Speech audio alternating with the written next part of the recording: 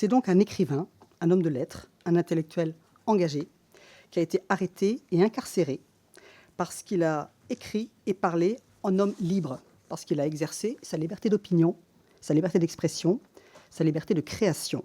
Monsieur Boualem Sansal est accusé d'avoir commis, j'ouvre de grands guillemets, un acte terroriste visant la sûreté de l'État, l'unité nationale, la stabilité et le fonctionnement normal des institutions. Il a été arrêté, vous le rappeliez, Monsieur le Président, le 16 novembre 2024, lors de sa descente d'avion à Alger, puis incarcéré et inculpé. Il est actuellement détenu dans la prison de Kohéla. Cette attitude illustre le mépris de ce régime pour la culture, pour les droits de l'homme et pour la France, et signe sa déchéance morale et politique.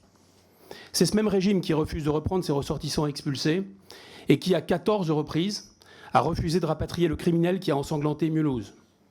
Il est donc temps, non seulement d'exiger, mais d'obtenir la libération immédiate de Boualem Sansal, comme il est temps d'obtenir la récupération de tous les OQTF algériens. Et face à tant de cynisme et de provocation, le texte de notre collègue Le Grip constitue une réponse, à notre sens, beaucoup trop timorée.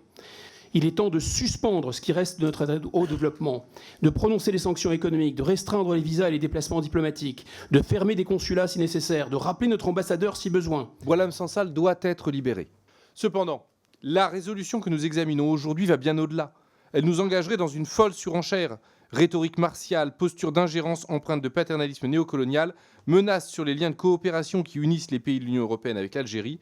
Nous refusons catégoriquement cet engrenage mortifère. Le dialogue avec Alger, déjà fort abîmé, serait rompu. Les peuples innocents en paieraient le prix. La libération de Boualem Sansal n'aurait pas avancé d'un iota. Cette escalade, aussi ignoble qu'insensée, n'a rien à voir avec la défense des droits de M. Sansal et des libertés fondamentales. Nous disons oui à la libération de Boualem Sansal, non à l'algérophobie. Nous voulons emprunter la voie de l'apaisement, traiter les différends par le dialogue pour bâtir une relation de respect mutuel et d'amitié entre deux peuples frères, les peuples algériens et français.